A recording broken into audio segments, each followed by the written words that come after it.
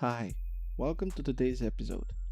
Don't forget to like this video and subscribe to our channel to support our future efforts. Warning, spoilers ahead. In the year 2019, global warming had become so bad. Catastrophic weather was plaguing the world. The nations of the world came together to create a solution, a weather controlling system nicknamed Dutch Boy.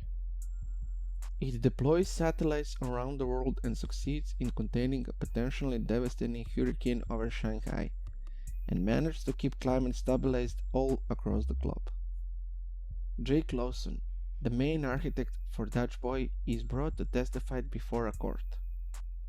Senator Thomas is particularly displeased that Jake went ahead and started Dutch Boy without his own approval. Jake fails to make a compelling argument for his case, choosing instead to argue with the senators, justifying that Dutch Boy has proven to be a success. After the meeting is adjourned, Max tells Jake that he has been chosen to take Jake's job, and he regrettably fires his brother. 3 years later, a team of soldiers move through Afghanistan.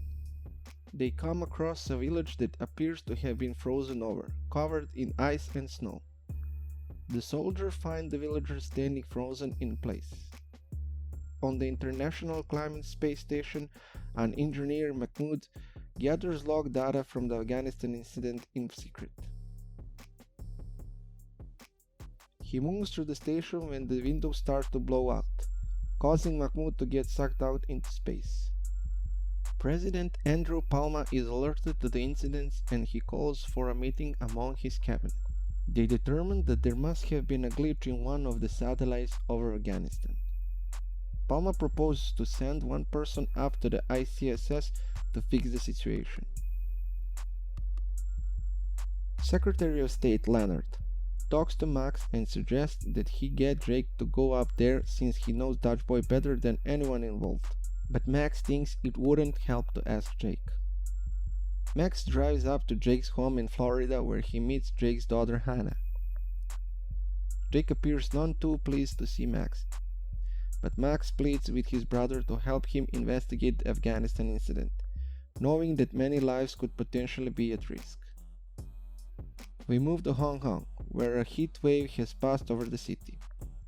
A man named Cheng Long, who heads Dutch Boy's Hong Kong department, is leaving a grocery store when he drops his carton of eggs. To his surprise, the eggs start frying on the street. Suddenly, the ground rumbles before gas mains start to burst underground and explode. Cheng races across the city as more rain starts to blow, causing an earthquake that destroys parts of the city. Cheng makes it to the middle of a bridge, as he and other citizens look upon what remains of the city. Jake agrees to go up to the ICSS, even though he knows he will leave Hannah behind. She tearfully says farewell to him before staying with her mother. When Jake reaches the ICSS, he meets Youth, the station's commander, plus her crew Duncan, Ray, Annie, and Al Hernandez. Together, they look in the Hong Kong satellite, but the robot arm holding it goes haywire, nearly kill everyone until it crashes, leaving the satellite destroyed with no data to work with. In Tokyo, an enormous hailstorm hits, bringing down hail big enough to destroy a bus. From Hong Kong, Cheng contacts Max after finding out that he cannot log in to access their satellite. Cheng warns Max that if this pattern of weather continues, a geostorm will occur in which disastrous weather will strike all over the globe at once.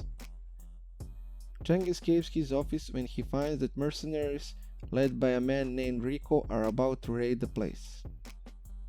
Max then turns to Dana, a cybersecurity hacker. She finds that Max cannot gain access to the satellite as well, meaning that the whole system has been hacked by someone else. Jake sees in surveillance video of the accident that killed Mahmoud that a hard drive got stuck by a panel, but his spacesuit malfunctions and he is nearly killed. After making it back inside the station, he shows Youth that he got the drive, but he keeps it secret from the rest of the crew, fearing that one of them may have deliberately sabotaged him. While attempting to go over the drive, Jake and Youth find themselves unable to access the information.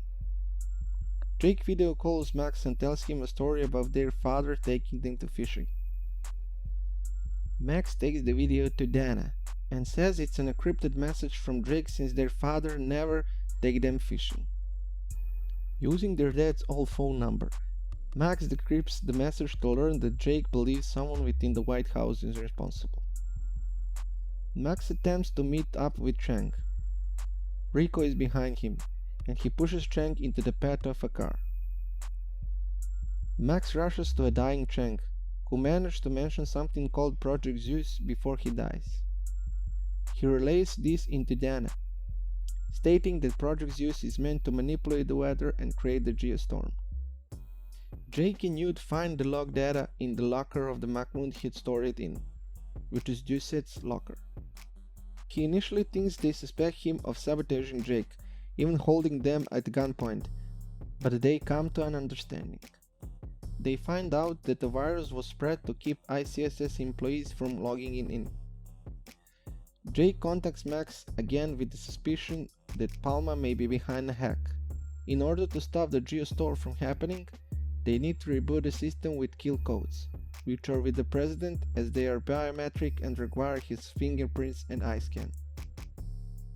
Max tells this to his girlfriend, Secret Service agent Sarah Wilson, as he needs her to help to get Palma. Max and Sarah head to the Democratic National Convention in Orlando, where Max learns that a huge thunderstorm is about to hit the area. When he tries to warn Decom and ask for his help, Decom takes Max to a room and tries to shoot him, revealing himself as a true villain. Max rushes to tell Sarah. She creates a diversion to get other Secret Service agents away while she gets Palma. She and Max take him in a self-driving cab just as the storm hits. They get far away from the stadium as they're blown up by a massive lightning bolt. Sarah drives through the city evading Rico and his goons. They go under a bridge and manage to push Rico into the path of the storm, causing a bolt to hit his car and blow him up. Decom is ahead in the road and uses one of his goons to try and kill Max, Sarah, and Palma with an RPG. The car blows up, but they are not inside. Max and Sarah incapacitate the goon and hold Decom until the police arrive to arrest him. Before he's taken away, Decom says his plan was to take out America's enemies and leave the United States in charge of the world, with him as the president. The virus starts to completely take over the station, causing its self-destruct sequence to go off. The satellites then go out of control, causing devastating weather to hit parts of the world, including tsunami in Dubai, a heat wave in Moscow, and tornadoes in Mumbai. The Geostorm then counts down to less than 90 minutes. Jake soon learns that Duncan is responsible for spreading the virus. Jake learns that he did it because he was offered more than what he was paid up there. Duncan accidentally hits the windows with bullets before Jake gets out, just as the window blows out and sucks Duncan into space. Max and Sarah get Palma to send the kill codes. Jake contacts Max and says that kill codes will only stop the Geostorm, but not the self-destruct sequence. The brothers acknowledge their love for each other. Jake rushes to take the kill codes to the main computer, with Youth staying behind to help him. Once they do so, they manage to stop the Geostorm, bringing all the crazy weather to a halt. As the station continues to crumble, Jake and Youth find a nearby pod. The station is obliterated, leaving everyone thinking Jake is dead. Hannah watches at home with her mother and starts crying. Max is then altered to a video from a nearby shuttle that the pod is signaling for help. The shuttle, flown by Hernandez, stops to grab the pod, saving Jake and Youth. They are brought back to Earth, with Max and Hannah both feeling relieved. 6 months later. Jake gets his old job back working on a new Dutch voice system. He, Max, and Hannah are shown trying to fish since they never did it as kids, but they decided that it's too boring. We don't hear Hannah voiceover saying that while we cannot change the past, we can only hope to make the future better. Thank you for watching. See you in the next episode. Have a nice day.